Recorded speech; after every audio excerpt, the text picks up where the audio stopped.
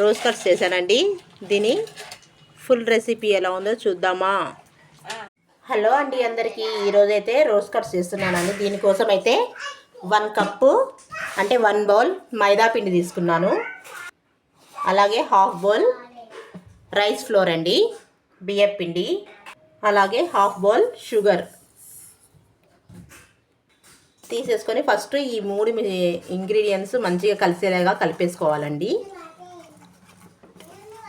తర్వాత కొంచెం కొంచెంగా వాటర్ యాడ్ చేస్తూ పిండిని పల్చగా కలుపుకోవాలి. గట్టి ముద్దలాగా కాకుండా కొంచెం పల్చగా ఉండేలాగా కలుపుకోవాలండి. ఫస్ట్ అయితే ఈ 3 షుగరు, రైస్ ఫ్లోర్, మైదా కలిసేలాగా ఫస్ట్ పిండిని అయితే కలిపేసుకున్నాను.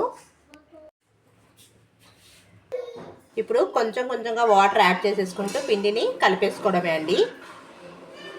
చాలా టేస్టీగా ఉంటాయి ఈ రోజ్ కట్స్. చిన్నలు పెద్దలు అందరు ఇష్టంగా తింటారు.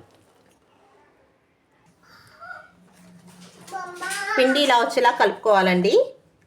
ఇలా ఇప్పుడు ఒక హాఫ్ అన్ అవర్ దీన్ని నాననిద్దాము. తర్వాత రోజ్ కట్స్ ప్రాసెస్ స్టార్ట్ చేద్దాం. చూడండి, పిండి ఒక హాఫ్ అన్ అవర్ నానబెట్టేశాను. ఇప్పుడు మన రోజ్ కట్స్ వేసేసుకుందాం. ఇందుకోసం అయితే నేను ముందుగా కట్టెలపై పెట్టేశానండి. ఆయిల్ వేసాను. మన రోజ్ కట్స్ వేసుకునే దీన్ని కూడా ఈ ఆయిల్లో పెట్టేశాను. ఇది ఎంత బాగా హీట్ అయితే రోజ్ కట్స్ అంత బాగా వస్తాయి. ఇలా కాడను బాగా హీట్ చేసేసి మన పిండిలో ఇలా ముంచేసి ఆయిల్లో వేసేయడమండి. ఇలా వేస్తే మనకు రోజ్ కట్స్ అనేవి రెడీ అయిపోతాయి. ఇలా ఆయిల్ బాగా హీట్ అవ్వనివ్వాలండి. అప్పుడే మనకు మంచిగా షేప్ వస్తుంది.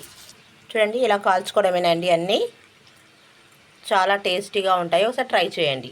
చూడండి, మన రోజ్ కట్స్ అన్నీ రెడీ అయిపోయాయండి. ఎలా ఉన్నాయో చూసి కామెంట్ చేసేయండి.